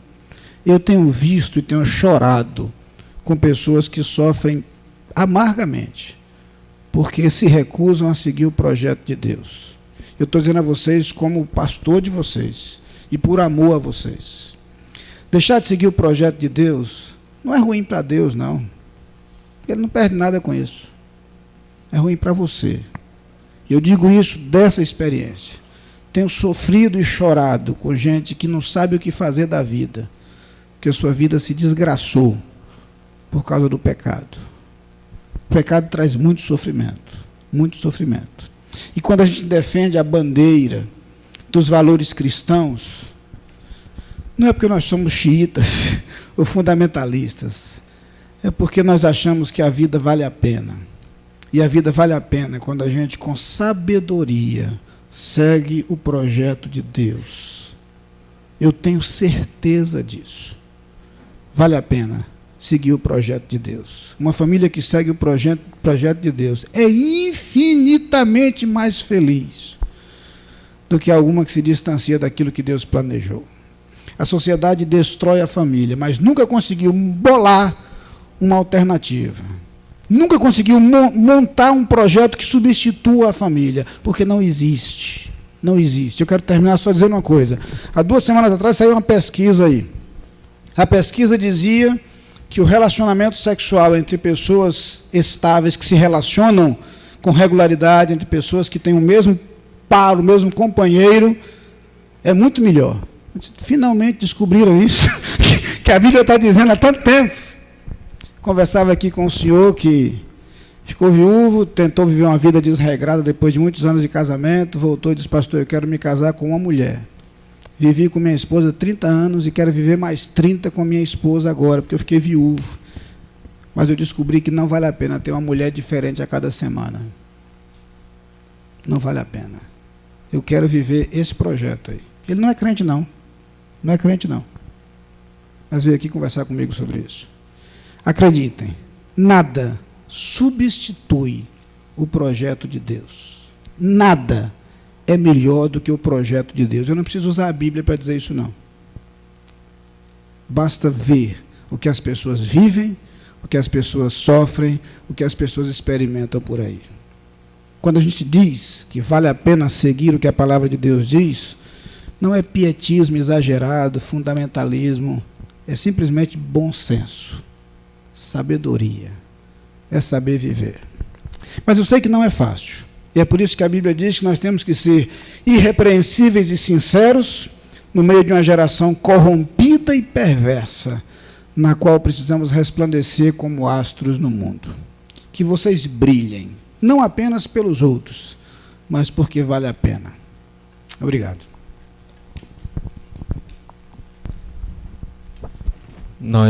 Eu queria propor neste momento um momento específico de oração. Como somos cristãos, nós acreditamos no poder de Deus, acreditamos no poder da oração. Queria que nesse momento, com uma oração silenciosa, pessoal, cada um curvasse a sua fronte e fizesse a sua oração em favor das famílias, as famílias brasileiras, em favor da nossa família, em favor de todas as famílias. Oremos.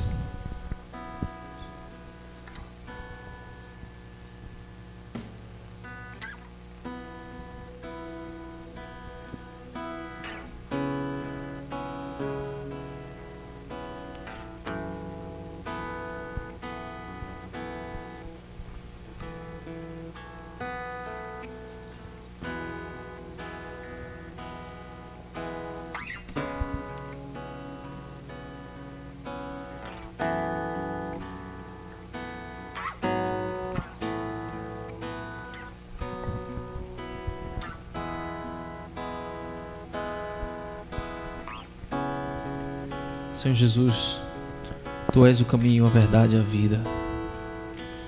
Não existe outro caminho se não for por Ti, Deus. Nos ensina, Pai, a andar nos Teus caminhos, a defender a Tua verdade, Senhor, e viver a vida que Tu tens para nós.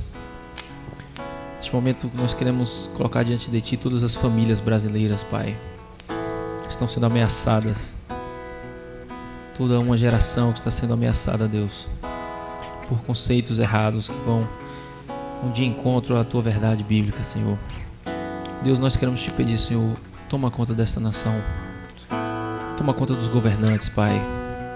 Usa, Senhor, nossos representantes cristãos que estão no parlamento, Senhor, para que possam trabalhar com integridade,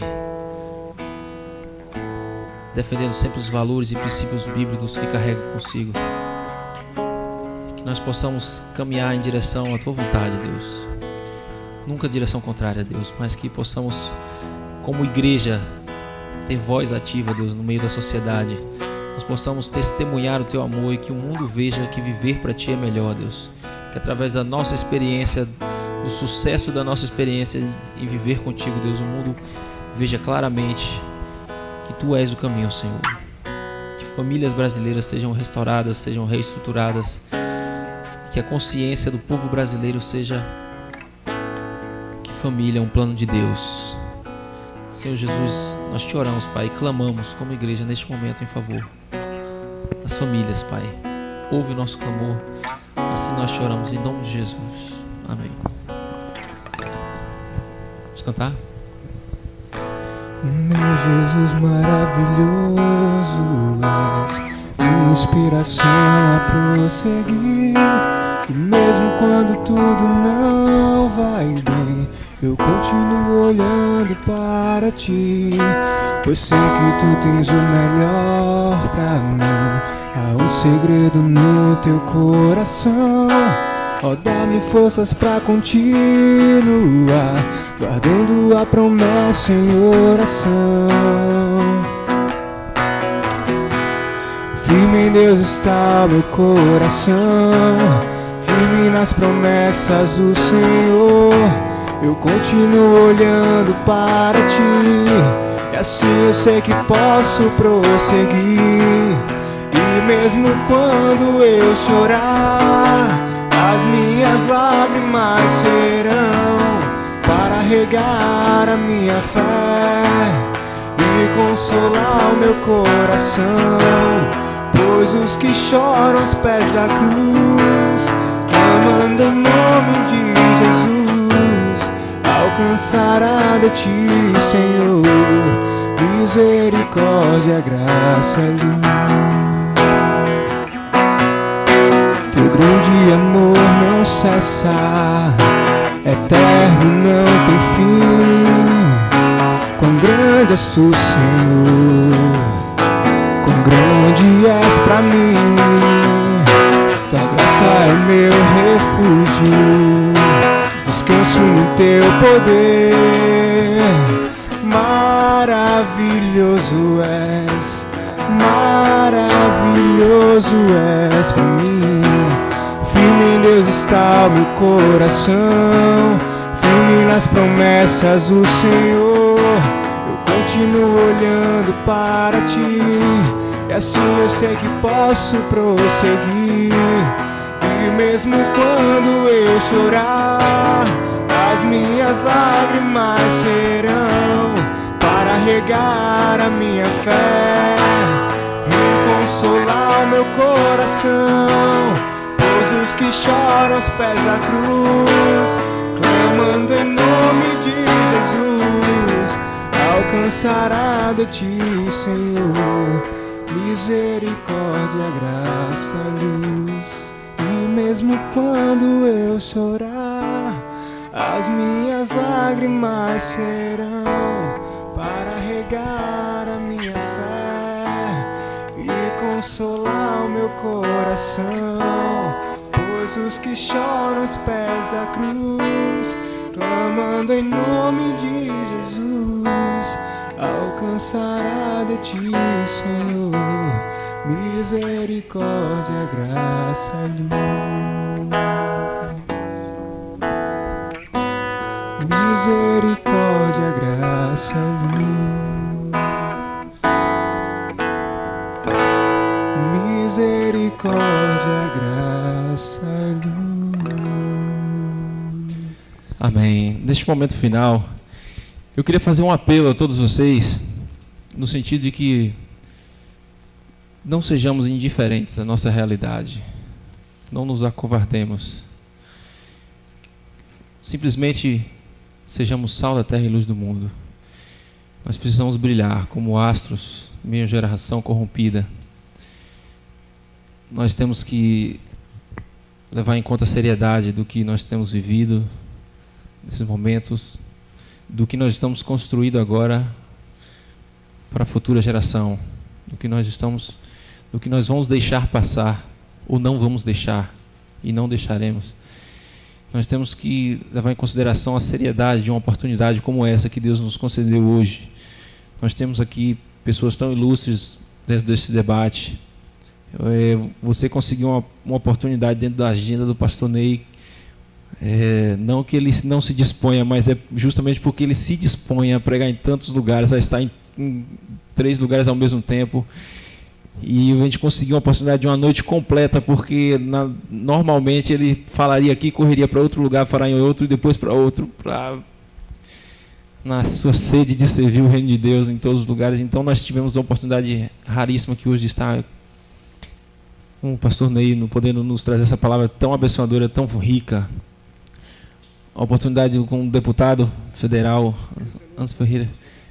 Acabei de saber que cancelou outro compromisso para estar aqui hoje. Nós conseguimos dentro de uma articulação através do pastor Ney, que conhece aqui, ali e tal. Sou o menor na casa do rei.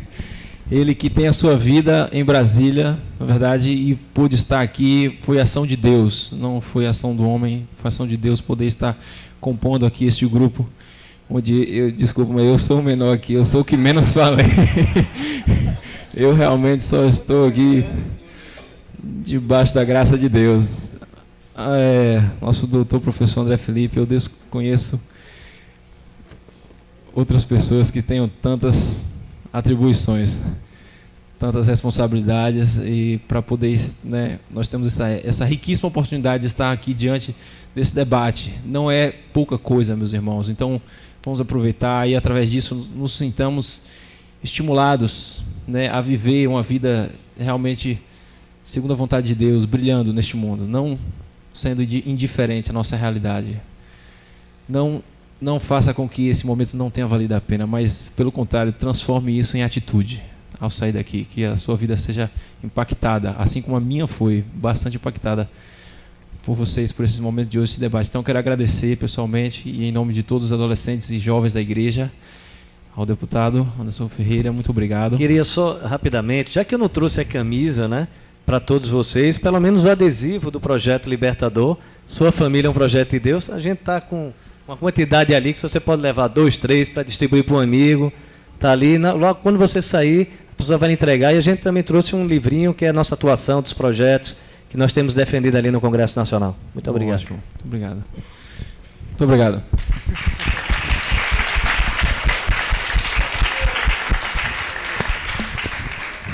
Só lembrando, antes de terminar, que amanhã, justamente amanhã, começa a campanha dos 100 dias de oração pela família. Então, amanhã, os batistas de todo o Brasil, do Amazonas, do Oiapoque a Chuí, estarão orando a partir de amanhã, durante 2.400 horas ininterruptas pela família. Isso vai até o dia 19 de agosto, começa no Dia das Mães, termina na semana do Dia dos Pais. A nossa igreja tem uma vigília marcada para o dia 22, de 18 às 24 horas, mas você pode entrar no site, 100dias.com.br, 100 dias, o número 100, né?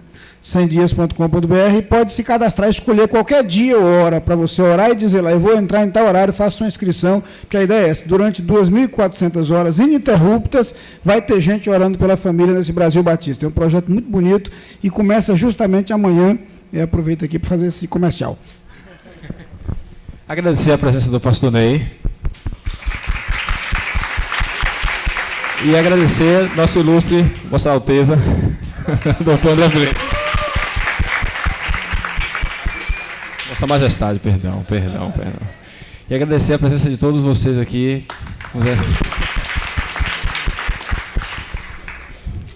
Mas, e deixando por último, mas como maior importância, ao nosso Deus por ter permitido esse momento tão especial. Muito obrigado, Senhor, nesse momento específico.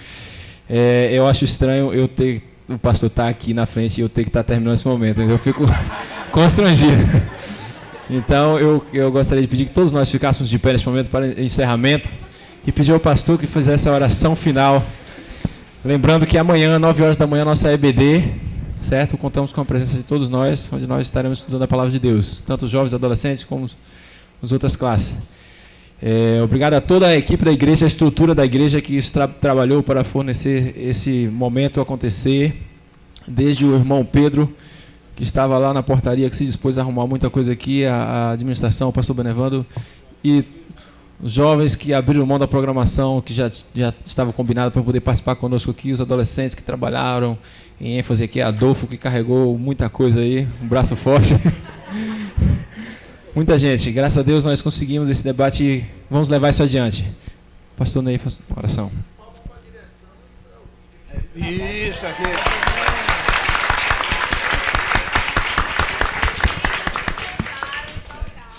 Mas eu quero agora, da parte da igreja, agradecer ao Vitor e sua equipe, a equipe de louvor ali, trio, quarteto?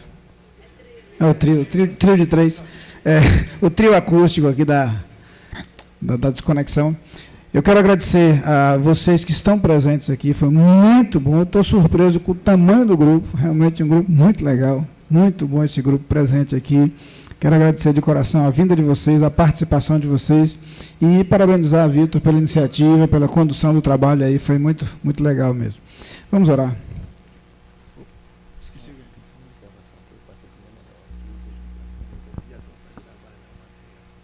Certo. Olha, exatamente, vai ter coisa ainda. Pronto, terminar aqui, pessoal, está esperando vocês aí um mutirão para arrumar as coisas aqui, certo? Então, o pessoal se junta aí, vamos unir as forças aí, tá certo? Eu pensei que ia acabar assim, não, tem mais coisa, legal. Tem a melhor parte ainda. Então, a mãozinha aí para ajudar as coisas, tá? Porque amanhã tem a BD, inclusive aqui, então tem que deixar tudo prontinho. Vamos orar. Pai querido, nossa gratidão é imensa por esse tempo gasto aqui, esse tempo dedicado à reflexão, ao estudo, ao debate. Muito obrigado, Pai. Muito obrigado pela vida do nosso irmão Anderson Ferreira. Nós cremos, Pai, que Tu o colocaste naquele lugar com uma missão, com uma tarefa, que para este tempo Tu tens colocado naquele lugar. E nós queremos que Tu lhe concedas muita sabedoria, Pai, em cada posicionamento, em cada atitude, em cada palavra, a sabedoria que vem de Ti, Senhor. Que Tu lhe concedas também muita coragem, muita ousadia.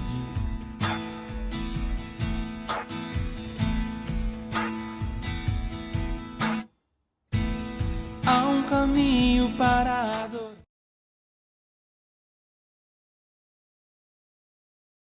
Como já tem sido, em alguns momentos cruciais da história daquela casa, que ele continue a ser um instrumento nas Tuas mãos. Quero Te agradecer a vida do irmão André Felipe, Pai, agradecer de coração a bênção que ele tem sido nas Tuas mãos. Sua capacidade, sua formação, os espaços e oportunidades que Tu lhe tens concedido, Pai, na vida. Agradecer-te, Senhor, sua disposição para servir, Pai. Seu notório desejo de Te servir, seu compromisso com a Tua obra. E quero pedir também a Tua bênção sobre ele, Senhor, que ele continue a ser usado por Ti. Agora, Pai, quero pedir também, Senhor, que Tu abençoes as famílias do irmão Anderson e do irmão André. Ó Pai, que esposa de cada um deles, os filhos, sejam abençoados e cuidados por Ti. Agradeço-Te agora, Senhor, a vida de Vitor, que tem liderado esse trabalho com os adolescentes. Agradeço a liderança que o acompanha. Agradeço também a liderança dos jovens de nossa igreja, que também se envolveram nesse projeto, abraçaram esse projeto. Muito obrigado por sua participação, por seu envolvimento nesse trabalho. E eu peço, Senhor, que Tu continues a nos abençoar, como filhos Teus, como igreja Tua, como famílias, que a Tua bênção esteja sobre nós. Tu conheces o coração de cada pessoa presente aqui, sabe quais são as necessidades, as preocupações, e eu peço que Tu atendas às súplicas de cada um. Eu peço no nome de Jesus. Amém. Estamos despedidos.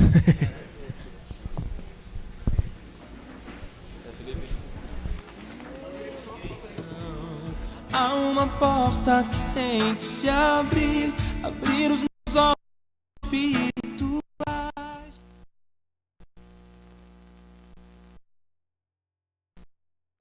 para que eu veja. Almas também têm que brotar, existem vontades que morrer, morrer para o mundo e morrer para Deus.